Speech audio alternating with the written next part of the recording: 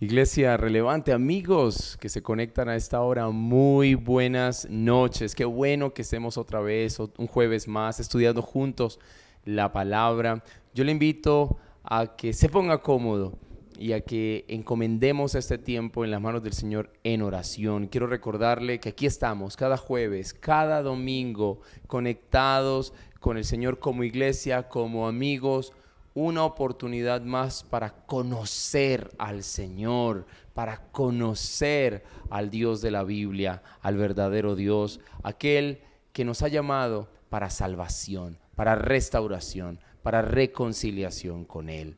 Así que oremos en esta noche. Padre, gracias por darnos la vida, la salud y la oportunidad de conectarnos una vez más los unos con los otros a través de este medio, Señor, y de poder conectarnos contigo a través del estudio de tu palabra. Yo te ruego que nos des hambre de ti, Señor, y que entendamos cuando aquella vez en que tú dijiste, aquel que se gloríe en conocerme y entenderme. Hoy queremos, Señor, oír tu voz y conocerte. En Cristo Jesús. Amén y amén. Quiero que adoremos a Dios con esta preciosa canción que nos habla acerca del carácter del Dios que nosotros adoramos. En el sol, en el inmenso cielo, en la luz, en mi voz, en lo que haces, manifiestas tu gloria de todo, eres Dios. Aún los montes se derriten al verte a tu voz, huirán. Nada puede estar en pie ante ti, ante tu santidad, Señor de cielo y mar.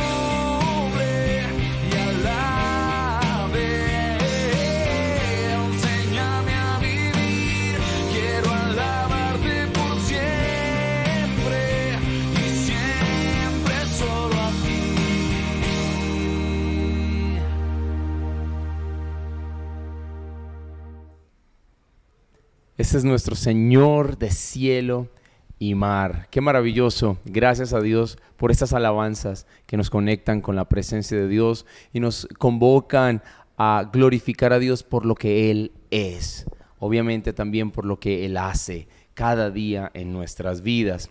Precisamente hablando de lo que Dios hace en la historia humana y lo que Dios hace en nuestras vidas en particular, hoy queremos hacer una pausa en el tema que hemos venido trayendo todas estas semanas acerca de la persona de Cristo en particular, ya que quiero compartirle un devocional personal, un momento especial en el cual siento que el Señor habló a mi vida y quiero compartirle eso porque sé que es relevante para la vida de todos nosotros como iglesia. Así que yo le voy a invitar a que venga conmigo al primer libro de los Reyes, en el capítulo 17. Un pasaje bastante conocido, y es este pasaje acerca de Elías y la viuda de Sarepta. Sé que hemos escuchado decenas de sermones, mensajes, reflexiones acerca de esto, pero sé que la palabra del Señor tiene algo más que decirnos en esta noche. Primero de Reyes 17, a partir del versículo 8, dice la palabra: vino después a él la palabra del Señor diciendo: levántate, ve a Sarepta, que pertenece a Sidón, y quédate allí. Y he aquí, yo he mandado a una viuda de allí que te sustente. Él se levantó y fue a Sarepta. Cuando llegó a la entrada de la ciudad, he aquí, allí estaba una viuda recogiendo leña. Y le llamó y le dijo: te ruego que me consigas un poco de agua en un vaso para que yo beba. Cuando ella iba a conseguirla, la llamó y le dijo: te ruego que me traigas también un bocado de pan en tu mano. Pero ella respondió: vive el Señor tu Dios, que no tengo pan, solo tengo un puñado de harina en la tinaja y un poco de aceite en la vasija, y estoy recogiendo unos trozos de leña para entrar y prepararlo para mí y para mi hijo, para que comamos y muramos. Entonces Elías le dijo: no temas, ve, haz como has dicho, pero primero hazme una pequeña torta y tráemela.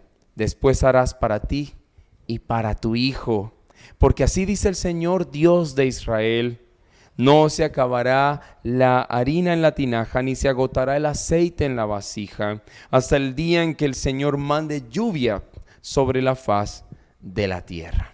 Amén. Como la mayoría de nosotros debe saberlo, este es un periodo de Israel bastante complicado, principalmente a nivel espiritual.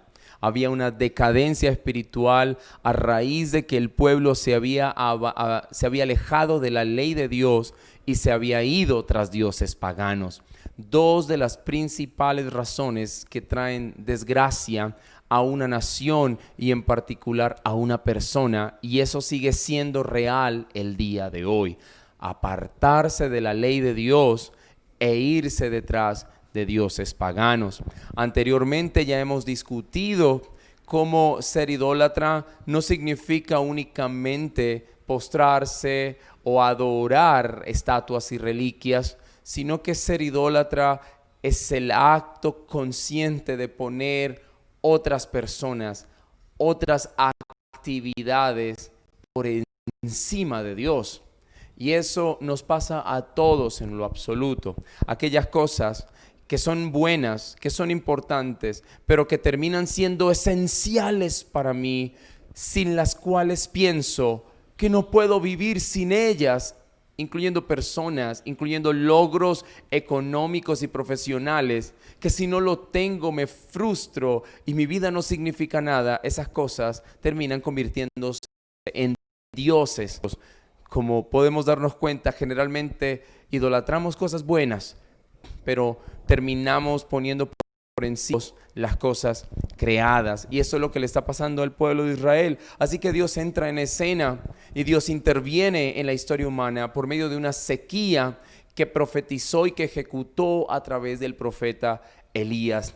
Elías empieza a vivir una serie de situaciones complejas y difíciles, empieza a huir. Él es el instrumento en las manos de Dios, el profeta que está declarando y la palabra de Dios y denunciando los pecados del pueblo, básicamente con el fin no de hacerlos sentir únicamente mal, sino que al contristar sus corazones el pueblo pueda volverse a Dios. Básicamente el mismo papel que tenemos los predicadores del evangelio el día de hoy, invitar a la gente a reconocer los pecados y a volverse y a reconciliarse con el Señor.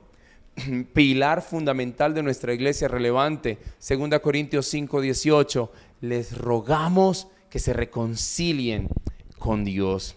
Así que el Señor tiene un plan soberano para transformar la historia de la nación. Y hay que entender cómo el libro de los Reyes y casi todo el Antiguo Testamento tiene este tema como tema central, la soberanía de Dios por encima de la historia humana. Ahora, esa historia involucra naciones, el mundo, el cosmos entero, pero esa soberanía de Dios también involucra la historia individual de cada uno de nosotros. Tu historia es la historia de Dios. Y qué hermoso es saber que yo no vivo por el azar, sino que vivo en las manos de un Dios que tiene el control de las circunstancias. Así que Elías, en medio de una hambruna que se produjo a raíz de la sequía, es alimentado por Dios. Vemos en los versículos primeros del capítulo 17 cómo Dios ordena cuervos que alimenten a Elías, y esto es una señal de cómo Dios puede utilizar sencillamente cualquier medio, el menos pensado, el menos imaginado, para alimentarnos, para proveernos.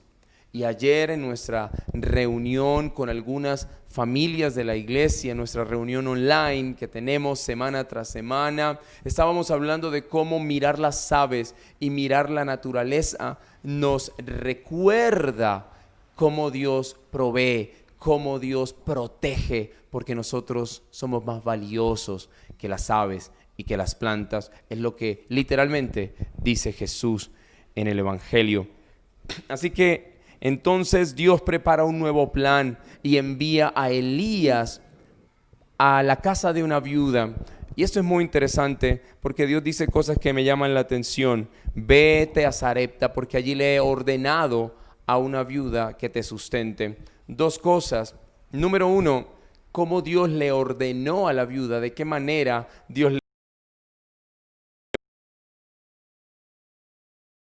ordenó viuda que sustentara a Elías. Como entera, nunca me... Y lo otro que me llama la atención es, ¿por qué una viuda? ¿Por qué no alguien con recursos? Las viudas estaban prácticamente en la parte más baja de los estratos sociales de aquella sociedad en ese entonces. Una viuda protegida, no tenía derecho a nada. Y aparte de eso, todo esto se veía empeorado a partir de la crisis financiera, de la sequía. Recordemos que todo eso era parte del trato de Dios para la nación. Entonces, Dios hace dos cosas muy interesantes. Dios manda a Elías a ser alimentado por una viuda, y todo esto nos deja claro algunas cosas. En primer lugar, el hecho de que Dios envíe a Elías a una viuda indica que Él quiere glorificarse. Cuando el Señor utiliza medios inimaginados, medios que parecen inadecuados, es una manera de Él siempre llevarse los créditos. Es la manera de Él declarar: todo esto ocurre por mí, para mi gloria. Por supuesto, finalmente a favor de su pueblo. Pero fíjense cómo, aterrizando esto en nuestra vida diaria, si nosotros fuéramos aquella viuda y se acerca Elías para que nosotros le alimentemos, lo primero que pensamos es: Dios, ¿por qué pensó en mí si soy la persona menos indicada para alimentar a este siervo de Dios? No tengo los recursos, no tengo la manera. Pero fíjate, hermano, que esto está en concordancia con la enseñanza bíblica. Pablo le dice a la iglesia que al Señor le plació escoger a lo vil y menospreciado. Por lo general, la Biblia está llena de historias en las que Dios escoge las personas menos indicadas. Nos damos cuenta, historia tras historia, relato tras relato, cómo el Señor elige personas imperfectas, personas temerosas, personas que incluso como el mismo Elías, viendo unos capítulos más adelante, se deprime, se quiere morir, está agotado, no tiene esperanza. Y esa puede ser la historia de tu vida en este momento, cómo llegamos a pensar que somos los menos adecuados para que Dios actúe por medio de nosotros. Así pudo haberse sentido esta viuda. Y fíjense cómo Dios soberanamente actúa para que su voluntad se cumpla, para que la viuda se dé cuenta que ella era la persona correcta, porque el milagro iba a ser ejecutado por Dios, por la virtud, no por medio de ella. Así que no importa los recursos que tú tengas, importa que te pongas en las manos de aquel que tiene todos los recursos, importa que estés dispuesto a servir para que empieces a ver milagros. Yo pensaba que hay una cantidad de creyentes en este momento en todo el mundo, y pueden haber muchos en nuestra iglesia, en las iglesias de este país, viviendo etapas de una sequía espiritual muy tremenda. Etapas en las que tienen años de no ver ningún tipo de manifestación del Señor. Etapas en las que están viviendo un separamiento profundo de la presencia de Dios. Y eso se debe a que sencillamente están usando un paradigma incorrecto, están luchando en sus fuerzas, están tratando de hacer las cosas a su manera y están yéndose detrás de las cosas, corriendo detrás de la provisión y de las bendiciones, en lugar de correr detrás de Cristo para que las bendiciones entonces puedan seguirlos a ellos. El Salmo 23 lo establece claramente: el bien y la misericordia me seguirán. Y esto está la figura y la ilustración bastante clara. Mientras yo sigo al pastor, el bien y la misericordia me siguen a mí. Y esto es una invitación para que volvamos a Cristo. ¿Cuántos de nosotros no sentimos aquel llamado a servir al Señor de una manera más directa y más profunda, pero sencillamente estamos enredados en tantas cosas? ¿Cuántos y no terminamos de tomar la decisión y ponemos una y otra excusa? ¿Cuántos de nosotros estamos siendo llamados a retomar ese estudio bíblico profundo, a sumarnos a aquellos grupos de oración donde hay creyentes que se alimentan y se animan unos a otros en la fe, a retomar estudios profundos del carácter de Dios? Pero no terminamos de tomar la decisión y seguimos viviendo una planicie, un valle estrecho de sequía espiritual. No es porque eres inadecuado o porque no tengas con qué. Es sencillamente porque debes empezar a ponerte en las manos del Señor, así como lo hizo la viuda, y confiar que los recursos vienen de Él. Así que esto es hermoso. Es lindo porque una de las cosas y de las palabras que resaltan aquí, o de pronto no resaltan, pero más bien subyacen a la historia que está aquí, es como Dios tenía un plan con la nación, pero tenía un plan con esta viuda. En medio de todas las viudas y pobres que habían, Dios puso su mirada en esta mujer para hacer una obra en ella. Vemos cómo ella declara su situación. Y quiero que me presten mucha atención a esto, porque cuando Elías le pide de comer, ella dice: mira, te voy a decir la verdad, voy a preparar mi última arepita, y lo cierto es que será la última porque nos vamos a morir de hambre. ella no está exagerando la situación, ella está viendo la realidad. Y quiero que me presten mucha atención, porque en este sentido, la fe en Dios no niega la realidad. La fe en Dios sencillamente rechaza la idea de que esta sea la única realidad. Me explico. Hay una realidad que nos rodea, una realidad de pandemias, una realidad de crisis, una realidad de conflictos. Pero el que tiene fe ve una realidad diferente.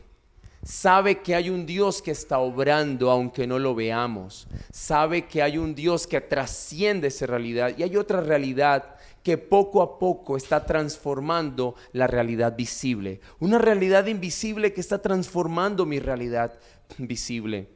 El que tiene fe no significa que diga, no, aquí no está pasando nada, no nos vamos a morir de hambre, tenemos comida de sobra, abrimos la nevera, no hay absolutamente nada. Pero a manera de adoptar estas nuevas filosofías humanas, entonces empezamos a declarar, no, sí, veo 3 libras de arroz, veo 4 litros de leche. No, realmente no hay nada.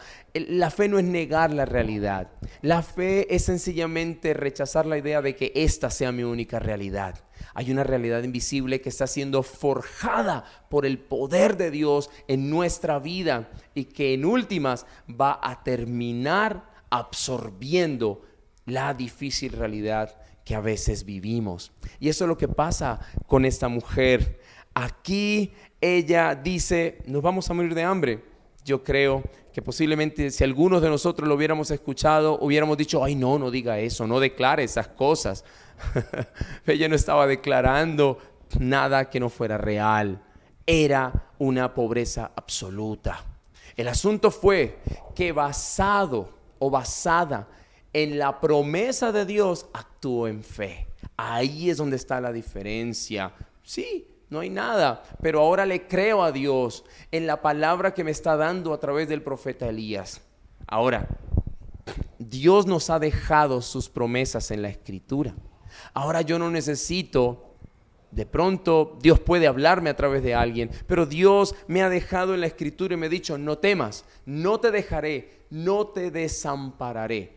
La realidad que vives es dura, pero yo estoy forjando una nueva realidad. Y en las historias del Antiguo Testamento que son reales, que son fidedignas, vemos esta verdad repetida una y otra vez. Vemos a Eliseo, que se convirtió en siervo de Elías más adelante y en su sucesor, asustado porque estaban rodeados por un ejército de sirios. Pero luego vemos a Elías diciéndole a Dios que le abriera los ojos a Eliseo para que viera otra realidad que Eliseo no podía ver, y era que estaban rodeados y protegidos por el ejército de Dios. Esto es lo que puede estar pasando y es la invitación que Dios te hace esta noche.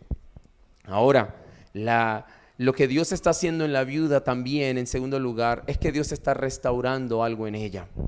Está restaurando la fe y la confianza en el valor que ella tiene para Dios, en que no teniendo nada, en que estando en la última posición social de una comunidad, Dios la puede usar, así como Dios te puede usar a ti también. Y eso es lo que nosotros llamamos la restauración de Dios, que en últimas va a hacer hasta convertirnos a la imagen de su Hijo, como lo dice la palabra. Eso es lo que Dios está haciendo en ti, restaurando su imagen en ti. Y hay una figura muy hermosa, porque como el orfebre toma esta pieza de oro y empieza a acrisolarla y a purificarla. Y escuché algo muy hermoso que ilustra cómo el orfebre pule esta pieza de oro, esta vasija, por decirlo, la pule hasta que esté tan brillante que él pueda ver su rostro reflejado en esa vasija de oro. Y es lo que Dios hace con nosotros.